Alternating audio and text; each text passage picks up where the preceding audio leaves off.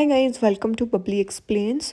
तो अर्सलीना अपना फ़ोन उठाती है और जल्दी से ना कॉल करती है नज़ीर को और उसको ना बताती है कि आज ना प्रपोज़ल एनिवर्सरी है और जो है मतलब आतिश मिर्ज़ान का हाथ मांगने के लिए आ रहा है।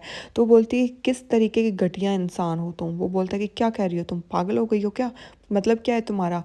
वो तो और अपना ना मुंह संभाल कर बात किया करो मुझसे, मैंने तुम्हें कितनी बार कहा है। तो वो बोलती कि ओ, तो तुम्हें ना मेरे से डील करने से पहले ना अपनी मतलब कुछ और करना चाहिए तुम्हें, और तुम यहाँ पर मेरे साथ ऐसे बोल रहे हो। और तुम्हें पता भी है कि आज हम कौन सी जगह पर पटके जाने वाले हैं। वो बोलता है कि क्या बोल रही हो। वो बोलता है कि आतिश आज मरजान का हाथ मांगने जा रहा है और तुम्हें बिल्कुल भी नहीं पता है, और तुम्हारी बहन को भी पता है, और तुम्हारी बहन भी यहीं पर है। और इतना सुनते ही ना भाई वो शॉक हो जाता है। वो बोलता है कि आस्किंग सेरेमनी, और दीमत वहाँ पर क्या कर रही है। हाँ, और दीमत कब आई यहाँ पर, दीमत ने तो मुझे कुछ नहीं बताया। तो असली ना ऐसे असली को बहुत ज़्यादा ऐसा गुस्सा आया होता है। तो असली बोलती है कि दीमत यहाँ पर क्या करेगी, ये तुम्हें पता नहीं है क्या, यहाँ पर दीमत क्या करेगी। तुम यहाँ पर बस सोते रहो और वो सब लोग यहाँ पर, उनकी शादी भी हो जाएगी और तुम सोते रह जाओगे और तुमसे कुछ भी नहीं होगा। और दीमत यहाँ पर क्यों आई होगी, वो अपनी फ्रेंड की हेल्प करने आई होगी ना, और तो कुछ करने नहीं आई होगी यहाँ पर। और तुम ऐसे करना, उनकी शादी पे ना डांस ही कर लेना, और तो तुमसे कुछ होगा नहीं। इतना क्या करना, वो फ़ोन कट कर देती है और बोलते कि इडियट, कुछ काम का नहीं है ये। और उधर दूसरी साइड भाई नज़ीर को इतना सुनते ना बहुत ज़्यादा ऐसे गुस्सा आ रहा होता है, और वो बोल रहा होता है कि ये मैं कभी नहीं होने दूंगा कि मैं मिर्ज़ान को अपने हाथों से चले जाने दूँ। ये मैं कभी भी नहीं होने दूंगा। मैं सबको दिखाऊंगा कि अब मैं क्या कर सकता हूँ, सब कुछ। फिर इसके बाद हमें दिखाया जाता है मरजाना अपनी ड्रेस सेलेक्ट कर रही होती है, और तभी वहाँ पर आतिश आ जाता है। जब भी वहाँ पर आतिश आता है ना, तो वो जल्दी से अपनी ड्रेस अंदर रख देती है। तो वो बोलता है कि तुमने इतनी पैनिक क्यों कर रही थी, कोई प्रॉब्लम है क्या, तुम मुझसे क्या हाइड कर रही हो। वो बोलती है कि कुछ नहीं, मैं क्या हाइड करूँगी, वो मुझे ना मतलब एक ड्रेस मैंने बाई की थी आज रात के लिए, पर मैं अभी तुम्हें वो शो नहीं कर सकती, मैं तुम्हें रात को शो करूँगी, तो अभी तुम उसको नहीं देख सकते। फिर उसके बाद ना वो जल्दी से एक कोट निकालती है और आतिश को दे देती है। वो बोलती है कि मैंने तुम्हारे लिए भी ये सूट खरीदा है, तो तुम यही पहन लेना। तो वो बोलते हैं कि थैंक यू सो मच, पर मैं आज रात को कुछ और पहनने वाला हूँ। तो मरजाना इतना सुनती है ऐसे हो जाती है। तो बोलते हैं कि ओके चलो कोई बात नहीं, कुछ और पहन लेना। और तुम कब से अपने मतलब सूट वगैरह का बिजनेस संभालने लगे। तो मतलब इतना सुनते ही ना वो स्माइल सी करने लगता है। वो बोलता है कि तुम्हें पता भी नहीं होगा कि मैं कितनी कितनी चीज़ों का मतलब अभी ध्यान रख रहा हूँ, और इन चीज़ों का तो तुम्हें पता भी नहीं है। तो मरजान ना फिर ऐसे ब्लश करने लगती है। फिर मरजान वापस से जाकर वो कोट अंदर रख देती है, और फिर ना मरजान उसे बोलते है कि ठीक है अब ये मत पहनना, ठीक है ना, अब मैं ये कोट पहनने नहीं दूंगी। फिर वो बोलता है कि तुम्हें पता है ना, मुझे तुम्हारी सब चीज़ों की ज़रूरत मतलब पता लग जाती है अब मुझे, जैसे कि अब तुम्हारा मन कर रहा है मुझे हग करने का। फिर ना मरजाना से ब्लश करने लगती है और उसको जल्दी से मतलब हग कर लेती है। फिर ना वो बोलती है कि मेरे को ना बहुत ज़्यादा डर लग रहा है, मुझे ऐसे लग रहा है कि आज रात कुछ गलत ना हो जाए। तो आतिश बोलता है कि तुम बिल्कुल भी इस चीज़ की फ़िक्र मत करो, सब कुछ मेरे कंट्रोल में है, तो तुम्हें इस चीज़ की बिल्कुल भी फ़िक्र करने की ज़रूरत नहीं है, कुछ भी गलत नहीं होगा, सब कुछ वैसा ही होगा जैसा हमने प्लान किया है। फिर उसके बाद ना मरजान कहते हैं कि मेरे को अभी भी यकीन नहीं हो रहा कि मतलब क्या हो रहा है हमारे साथ, क्योंकि मुझे ऐसे लग रहा है कि मैं कोई गेम में हूँ, कोई ड्रीम में हूँ। पर मैं बहुत ज़्यादा एक्साइटेड हूँ इन चीज़ों के लिए, थैंक यू सो मच, तुमने मेरे सारे सपने पूरे कर दिए। वो बोलता है कि ये गेम नहीं है, ये कोई भी सपना नहीं है, ये एक बहुत सी सुंदर ड्रीमी रियलिटी है। और तभी ना वहाँ से दीमत बाहर मुंह निकाल लेती है और बोलती है कि मरजान तुम यहाँ पर क्या कर रही हो, चलो नीचे आओ और सारी प्रिपरेशंस देख लो। तो मतलब ये हड्डी बन गई इन दोनों के बीच में। फिर उसके बाद ना आतिश मिर्ज़ान की तरफ ऐसे देखने लगता है। वो बोलती है कि चलो अब तुम भी जल्दी करो और जाओ, जाकर रेडी हो जाओ, और मुझे थोड़ी सी प्रिपरेशंस देखनी है, उसके बाद फिर मैं भी रेडी हो जाऊंगी। और जो मैंने तुम्हें दिया था ना वही तुम पहनोगे आज, समझ में आई। तो वो बोलता है कि ठीक है, और पर मैं पहनूंगा वो एक कंडीशन पर ही। तो मिर्ज़ान कहती है कि क्या क्या कंडीशन। वो बोलता है कि तुम कॉफ़ी में बहुत ज़्यादा सॉल्ट नहीं ऐड करोगी, बिल्कुल भी नमक ऐड नहीं करोगी। वो बोलती है कि अच्छा, तो तुम ही तो चाहते हो कि सब कुछ मतलब ट्रेडिशनल के अकॉर्डिंग चले, और तुम अब डर रहे हो कि तुम कहीं जल ना जाओ।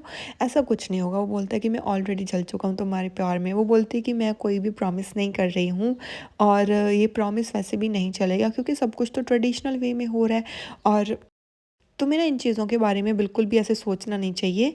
तो तुम तो हीरो हो ना इस स्टोरी के, और मतलब कोई भी अपनी स्टोरी के एंड के नहीं सोचते होते हीरो। तो इतना क्या करना, वो वहाँ से चली जाती है। वो बोलता है अपने मतलब जब वो चली जाती है वो बोलता है कि तुम्हारे हाथ से तो मैं जहर भी पी लूँ, ये सॉल्ट वाली कॉफ़ी क्या चीज़ है।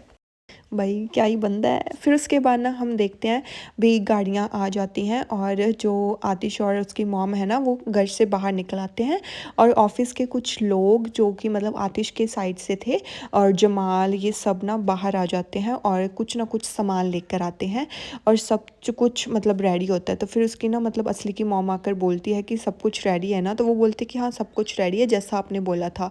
फिर उसके बाद जमाल ना उसकी तारीफ़ करने लगता है कि आज बड़े हैंडसम लग रहे हो। वो बोलता है कि थैंक यू सो मच। तो फिर उसकी मतलब आतिश ना अपनी मॉम को बोलता है कि आपने सब कुछ बहुत ज़्यादा प्रिपेयर किया, थैंक यू सो मच। वो बोलते हैं कि मैं तुम्हारे लिए कुछ भी करने के लिए तैयार हूँ आतिश, जब तुम्हें ये चाहिए और जब तक तुम खुश हो ना मैं सब कुछ करने के लिए रेडी हूँ। मुझे नहीं पता भाई ये एक्टिंग कर रही है कि क्या कर रही है, मेरे को तो इससे डर लग रहा है अब। फिर उसके बाद वो बोलती है कि जो भी मुझे करना पड़ेगा मैं सब करूँगी तुम्हारे लिए बेटा। और आतिश ना इतना सुनते ही बहुत ज़्यादा ऐसे खुश हो जाता है। फिर ना उसके बाद वो बोलता है मतलब वो बोलती है कि मुझे नहीं फ़र्क पड़ता कि यिल्ड्रिम्स इनसे खुश होंगे या फिर नहीं होंगे, मुझे सिर्फ तुमसे फ़र्क पड़ता है कि तुम खुश होंगे या नहीं होगे। फिर तभी ना जमाल मतलब आतिश को बोलता है कि मतलब तुम्हें एक्साइटमेंट हो रही है क्या। वो बोलता है कि हाँ एक्साइटमेंट तो हो रही है, मतलब इतनी ज़्यादा एक्साइटमेंट होगी मैंने ये कभी नहीं सोचा था। वो बोलता है कि हाँ मैं तुम्हें समझ सकता हूँ, तुम्हें तो एक्साइटमेंट होनी होनी है, और मेरे खुद के हाथ पैर ऐसे नम हो गए हैं और मुझे ना मतलब खुद को कुछ नहीं पता लग रहा कि मेरे साथ ये हो क्या रहा है। फिर उसके बाद वो बोलता है कि मतलब जब तक तुम स्माइल करते रहोगे ना उतना ही मेरे लिए काफ़ी है। मतलब वो फिर वो बोलता है कि thank you so much Jamal, और इसके बाद हम तुम्हारी शादी भी जल्द से जल्द करवा देंगे। इतना सुनते ही ना जमाल वहाँ पर ब्लश करने लगता है, और उसकी माँ भी बहुत ज़्यादा ऐसे खुश सी हो जाती है। फिर जमाल भी ऐसे ब्लश करता रहता है वहाँ पर खड़ा और कुछ नहीं बोलता। उसको दीमत के सपने आने लग गए होंगे जमाल को। फिर इसके बाद हमें दिखाया जाता है घर की सिचुएशन। सारे घर वाले ना जैसे मरजान वगैरह सारे बाहर आकर वेट कर रहे होते हैं उन दोनों का, और आतिश दूर खड़ा मतलब जब वो आते हैं ना तो दूर खड़े वो सब लोग मतलब मरजान को देख रहे होते हैं, और मरजान बहुत ज़्यादा खूबसूरत लग रही होती है, और मरजान को देख कर ना बहुत ज़्यादा ऐसे हैप्पी हो रहा था और ब्लश कर रहा होता है। और फिर ना मिर्ज़ान की मॉम बोलती है कि ये इसने सच में बहुत ज़्यादा एफ़र्ट्स लगाए हैं, इतने सारे गिफ्ट्स वगैरह लेकर आ रही है, कुछ ना कुछ तो है। मतलब मेरे को ऐसे लग रहा है कि इतना इसने कुछ खरीद कैसे लिया हमारे लिए। तो दीमत बोलती है कि मेरे को भी नहीं पता कि अब मैं क्या कहूँ, इतना कुछ लेकर आई हैं, मैं भी सरप्राइज़ हूँ कि इन्होंने इतना कुछ किया। फिर तभी ना वहाँ पर आतिश आ जाता है, और आतिश ना आकर फ्लावर्स मिर्ज़ान को पकड़ाता है और बोलता है कि ये तुम्हारे लिए। और मिर्ज़ान ना उसको देख रही होती है और वो बोलता है मिर्ज़ान को कि तुम बहुत ज़्यादा खूबसूरत लग रही हो। और तभी ना फिर वहाँ पर आतिश की मॉम आ जाती है, और वो मतलब वो उनका ट्रेडिशन है ना वो जो फॉलो करते हैं। फिर उसके बाद आतिश भी उसकी माँ के लिए लाइक वो जो उनका ट्रेडिशन है वो फॉलो करते हैं। फिर इसके बाद ना सब लोग उन्हें बोलते हैं कि चलो अंदर आ जाओ। फिर सब लोग अंदर चले जाते हैं। फिर ना सब लोग वहाँ पर जाकर बैठ जाते हैं, मतलब एक साइड आतिश की फैमिली एक साइड मिर्ज़ान की फैमिली। तभी ना जमाल को एक मैसेज आता है जिसमें लिखा होता है जमाल भाई कोई प्रॉब्लम हो गई है, जल्दी से जल्दी यहाँ पर आ जाइए। फिर इसके बाद ना जो नरमिन है वो उससे पूछती है कि आप कैसी हैं। हाँ तो ये वैसे पूछना तो नहीं चाहिए था पर ये रिवाज है तो मैं क्या करूँ, मुझे आपसे पूछना ही पड़ रहा है। वो बोलती है कि मैं तो बहुत ठीक हूँ, तुम बताओ कैसे। वो बोलती है कि मैं भी बहुत ज़्यादा ठीक हूँ। और इन दोनों के बीच ना ऐसे ही मतलब चलता ही रहता है, और ये आतिश है वो मिर्ज़ान की तरफ देख देख कर ऐसे स्माइल करता रहता है। फिर हमें बाहर का सीन दिखाया जाता है कि नज़ीर ना वहाँ पर आ जाता है, और ना वो बहुत ज़्यादा ऐसे तमाशा करने लगता है। सो जो गार्ड्स होते हैं ना वो उसे रोक लेते हैं और बोलते हैं कि तुम अंदर नहीं जा सकते। बट नज़ीर नहीं मानता, वो बोलता है कि साइड हट जाओ वरना मैं सबको यहाँ से भगा दूंगा। फिर उसके बाद ना तभी दीमत बाहर आ जाती है, और ये हालात देख कर ना वो शॉक हो जाती है, और वो जल्दी से भाग कर अपने भाई के पास जाती है।